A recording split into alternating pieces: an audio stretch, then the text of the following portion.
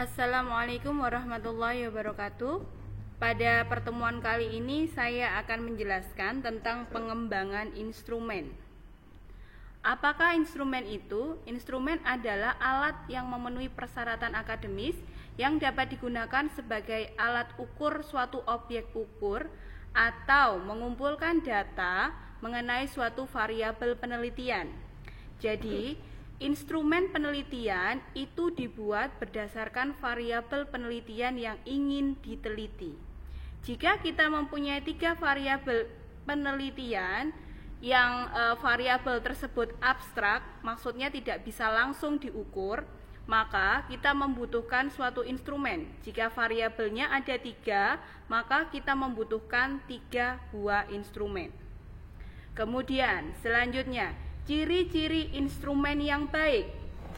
Suatu instrumen dikatakan baik jika instrumen tersebut valid dan reliabel. Untuk mengetahui valid dan reliabel, maka kita perlu melakukan uji validitas dan uji reliabilitas. Validitas itu adalah kemampuan suatu alat ukur, di sini maksudnya adalah instrumen, untuk mengukur apa yang seharusnya diukur.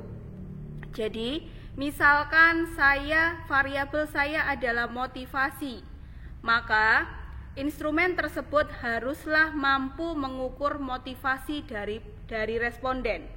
Bukan mengukur yang lain, bukan mengukur tentang minat, bukan mengukur tentang kreativitas dan sebagainya. Kemudian reliable. Reliable itu adalah ajek atau konsisten. Jadi jika kita ingin mengetahui apakah instrumen tersebut ajek atau konsisten digunakan pada suatu pengukuran, jadi artinya apabila hari ini dilakukan pengukuran dan besok dilakukan pengukuran lagi, maka hasilnya stabil atau konsisten, tidak berubah. Kemudian instrumen yang baik akan dapat mempengaruhi mutu atau kualitas penelitian. Kenapa? Dengan instrumen yang baik kita akan mendapatkan data yang sesuai dengan fakta yang ada di lapangan. Tadi sudah disebutkan, jika kita ingin mengukur motivasi dengan instrumen yang baik, maka yang terukur adalah motivasi, bukan mengukur minat, bukan mengukur kreativitas dan lain sebagainya. Jadi dengan data yang sesuai dengan fakta di lapangan, maka hal tersebut tentu saja dapat mempengaruhi mutu atau kualitas dari suatu penelitian. Jenis-jenis instrumen ada 2, ada tes dan non-tes. Tes itu bisa tes tertulis, tes lisan, tes perbuatan. Sedangkan non-tes kita kenal sebagai instrumen atau angket.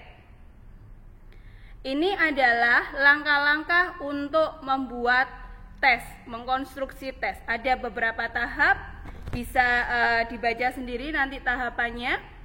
Kemudian untuk kaidah menulis soal tes juga, ini ada beberapa macam, silahkan dibaca sendiri.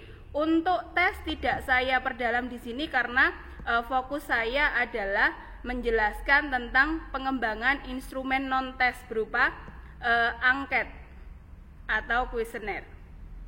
Jadi nanti bisa dibaca sendiri untuk kaidah penulisan soal. Macam-macam instrumen non-tes, kuesioner atau angket ada 2, yaitu angket terbuka dan angket tertutup. Angket terbuka adalah angket di mana responden dapat memberikan isian sesuai dengan kehendak dan keadaannya. Jadi, pada angket tersebut tidak disediakan pilihan jawaban, sehingga responden bisa mengisi sesuai dengan kehendaknya sendiri-sendiri. Contoh, pertanyaan untuk angket terbuka. Bagaimana pendapat Anda tentang lokasi Yayan Ponorogo?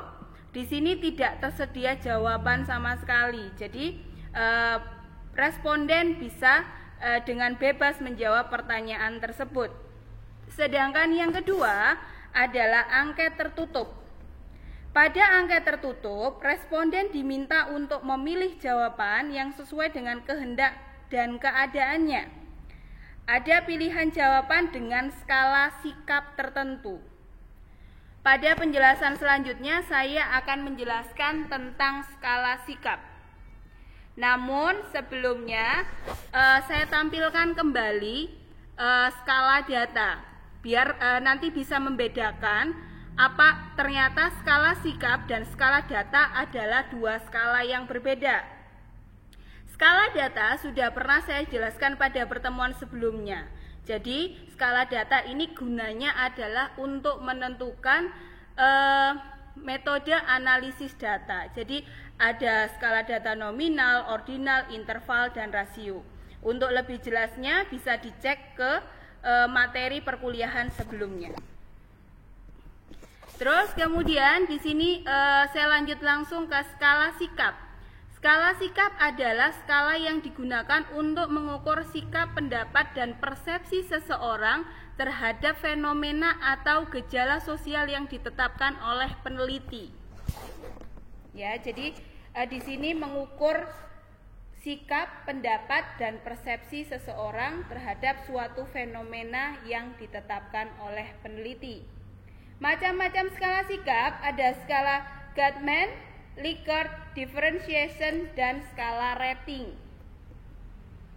Skala Guttman jawabannya berupa jawaban tegas dikotomi. Jadi kalau Guttman berarti jawabannya hanya ada dua, ya, tidak, setuju, tidak setuju. Yang pasti ada dua kategori di sini. Contohnya bisa berupa pertanyaan, apakah lokasi kampus 2 IAIN Ponorogo strategis? Jawabannya ya dan tidak. Di sini tidak bisa diisi dengan jawaban gradasi. Misalkan sangat setuju, setuju, ragu-ragu, tidak setuju, sangat setuju. Di sini tidak bisa, hanya bisa diisi dengan jawaban ya dan tidak. Terus kemudian selanjutnya skala Likert. Skala Likert ini jawabannya bergradasi, artinya ada tingkatan dari positif ke negatif atau sebaliknya. Contohnya adalah pernyataan.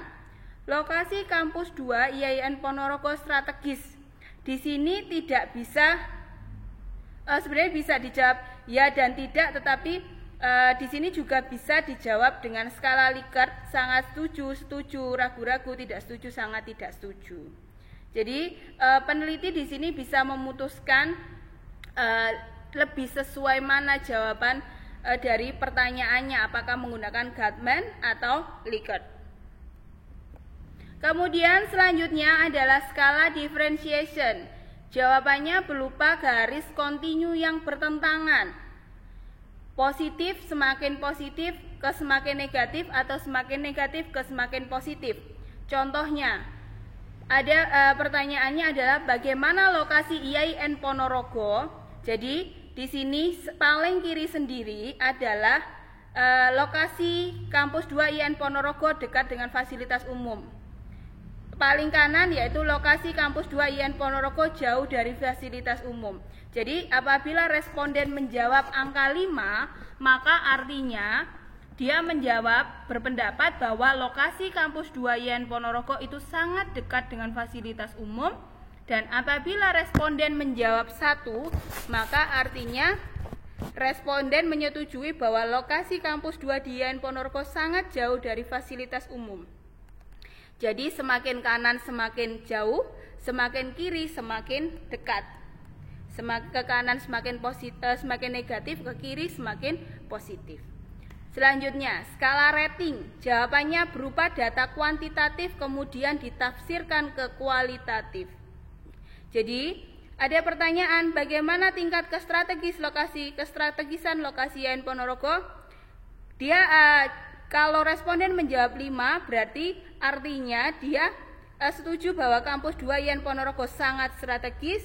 Jika dia menjawab 1, di sini tidak tampak, harusnya ada. Jika kampus 2 IAIN Ponorogo sangat tidak strategis. Jadi tetap bergradasi. Di sini data kuantitatifnya 5, 4, 3, 2, 1 ini bisa ditafsirkan menjadi kualitatif seperti yang di depan tanda panah. Kemudian langkah-langkah menyusun instrumen non-tes, kuesioner atau angket. Pertama, tentukan dulu variabel apa yang ingin dibuat angketnya. Namanya apa? Apakah bisa diukur? Tidak semua variabel bisa diukur. Contohnya misalkan variabel kekhusyuan. Apakah bisa diukur tingkat kekhusyuan seseorang? Tidak bisa. Maka kekhusyuan tidak bisa menjadi variabel. Selanjutnya, apabila kita sudah menentukan variabel, misalkan kita tentukan variabel motivasi, maka kita cari teori terkait dengan motivasi, teori dari berbagai macam buku terkait dengan motivasi. Lalu kita kumpulkan teori tersebut dan kita buat definisi konseptualnya. Jadi dari beberapa pernyataan dari tokoh-tokoh yang sudah dikumpulkan tadi, motivasi adalah bla bla bla. Terus kemudian setelah ditentukan definisi konseptualnya, maka kita tentukan definisi operasionalnya. Jadi sesuai dengan penelitian kita. Misalkan yang dimaksud motivasi di sini adalah motivasi belajar siswa kelas 6 SD, misalkan di SD X tahun ajaran berapa. Jadi langsung fokus kepada penelitian kita sendiri. Terus kemudian setelah kita menentukan definisi operasional, kita bisa membuat kisi-kisi instrumen di mana di dalamnya kita menyertakan indikator. Indikator ini didapatkan dari teori yang sudah dikumpulkan sebelumnya. Dan kisi-kisi tersebut kita sajikan dalam bentuk matriks. Selanjutnya, setelah kita dapatkan indikator, kita bisa melakukan penulisan butir instrumen. Pertama kita buat petunjuk pengisian angket agar responden bisa mengisi angket dengan mudah. Kemudian kita tentukan skala sikap dan membuat skala sikap kita sesuaikan dengan pernyataan atau pertanyaan dari yang peneliti buat.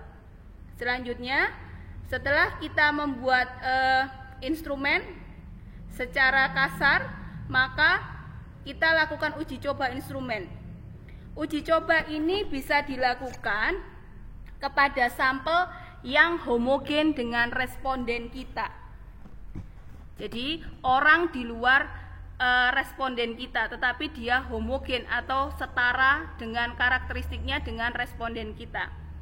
Terus kemudian dari hasil uji coba tersebut kita analisis. Ini sebut saja uji coba tahap pertama. Jadi dari sampel yang bukan responden tersebut kita lakukan uji coba dengan validitas dan reliabilitas. Pilihan dari misalkan tidak valid, maka pilihannya bisa di drop. Di drop itu artinya itemnya dibuang.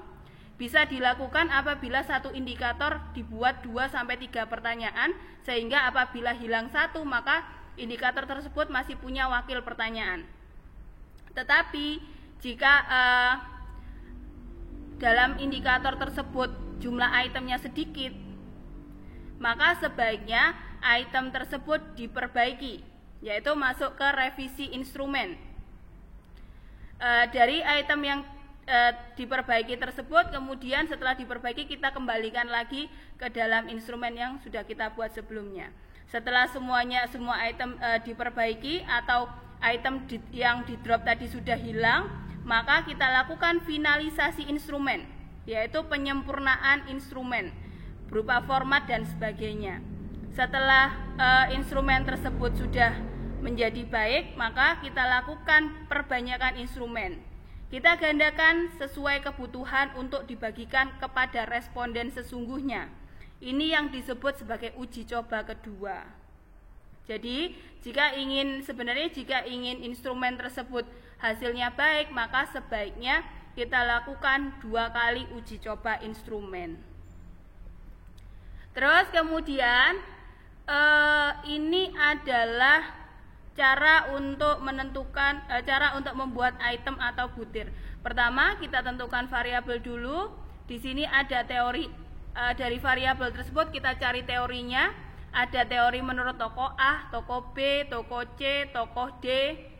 Dan dari sini kita tentukan, kita konstruk definisi konseptualnya.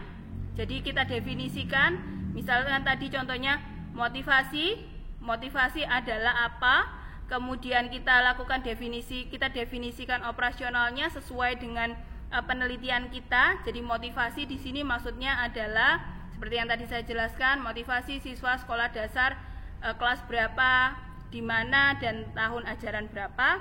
Kita tentukan indikator. Selanjutnya kita bisa membuat item atau butir soal berdasarkan indikator tersebut. Usahakan item atau butir tersebut jumlahnya 2-3 untuk per indikator. Terus kemudian selanjutnya ini adalah contohnya. Jadi motivasi teorinya dari Maslow, Murray, Herzberg, Max-Celan.